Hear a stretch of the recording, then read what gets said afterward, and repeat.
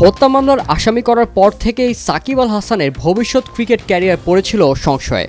আর এবার হত্যা মামলার জন্য সাবেক সংসদ সদস্য সাকিব আল হাসানকে জাতীয় দল থেকে বাদ দিয়ে মামলার তদন্তের স্বার্থে দেশে ফিরিয়ে আনার আইনি নোটিশ পাঠানো হয়েছে।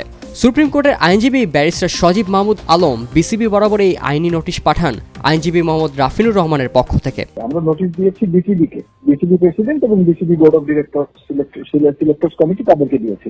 আমার কলিগ অ্যাডভোকেট এমডি রাফিনুর রহমান তার পক্ষে লিগ্যাল নোটিশটা আজকে পাঠিয়েছি। আমরা বিসিবির প্রতি এই আইসিসির যে কোড এবং বাংলাদেশের বিসিবির যে নিজস্ব সংবিধান আছে সেইখানে আমি তাদের দৃষ্টি আকর্ষণ করেছি এবং আমরা আশা করেছি যে তারা যথাযথ পদক্ষেপ গ্রহণ করবেন। এখন প্রশ্ন থেকেই যাচ্ছে, হত্যা মামলায় আসামি হওয়া সাকিব আল হাসান কি ক্রিকেট খেলা চালিয়ে যেতে পারবেন? আইসিসির অ্যান্টি করাপশন কোড এ ব্যাপারে কি বলছে? আইসিসির অ্যান্টি করাপশন ও কোড অফ কন্ডাক্টে চলমান সাকিব আল হাসানের ইস্যুতে হত্যা বা খুন নিয়ে সুনির্দিষ্ট কোনো ব্যাখ্যা নেই। গত 1 জুন থেকে নতুন করে হালনাগাদ করা কোড অফ কন্ডাক্টে হত্যা বা খুন সম্পর্কে সুস্পষ্ট কোনো তথ্য দেয়া নেই। তবে নোটিশ প্রদানকারী আইনজীবী ব্যারিস্টার সজীব মাহমুদ আলম টিবিএসকে জানিয়েছেন, আইসিসি ও বিসিবির অ্যান্টি করাপশন কোড অনুযায়ী পুলিশ যখন কোনো অভিযোগ গ্রহণ করবে তখন তদন্ত সাপেক্ষে সংশ্লিষ্ট বোর্ড অভিযুক্তকে সাময়িকভাবে অপসারণ করতে পারে।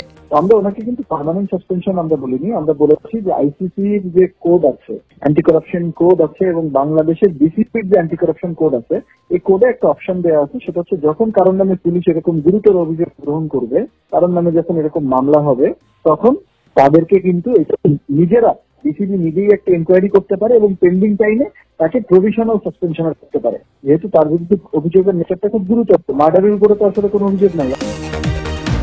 এছাড়াও তিনি জানান, যেহেতু এটি তদন্তের বিষয় তাই শুধু জাতীয় দল থেকে অপসারণই নয়, তদন্ত সাপেক্ষে তাকে দেশে ফিরে আনার ব্যবস্থাও গ্রহণ করতে হবে। সাকিব আল হাসান যেহেতু মামলার রিমান্ডনীয় আসামি, আমি মনে করি যে তদন্তের স্বার্থে উনি দোষী হোক কিংবা নির্দোষ হোক, ওনার কিন্তু বাংলাদেশে আসাটা এখন খুব জরুরি, তদন্ত যেন দ্রুত না হয়।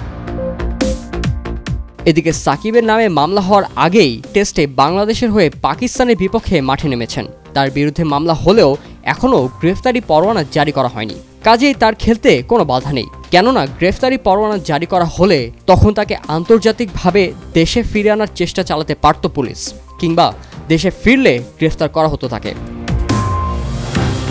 তাই খেলা চালিয়ে যেতে আপাতত সমস্যা নেই সাকিবের। এছাড়া গ্রেফতারি পরোয়ানা জারি হলেও ঘটনার সময় যেহেতু গ্লোবাল টি-20 খেলতে দেশের বাইরে অবস্থান করছিলেন, সেহেতু দেশে না থাকার প্রমাণ দেখিয়ে সহজেই জামিন আবেদন করতে পারেন তিনি, আর তাহলে খারিজ হয়ে যেতে পারে সাকিবের বিরুদ্ধে আনা অভিযোগ। এর আগে চিত্রনায়িকা নাজরিন আক্তার হ্যাপির করা ধর্ষণ মামলায় পেসার রুবেল হোসেন গ্রেফতার হয়েছিলেন। জেল থেকে জামিনে মুক্ত হয়ে 2015 বিশ্বকাপেও খেলেছিলেন তিনি। সাকিবও চাইলে এই মামলায় আগাম জামিনের আবেদন করে খেলা চালিয়ে যেতে পারবেন।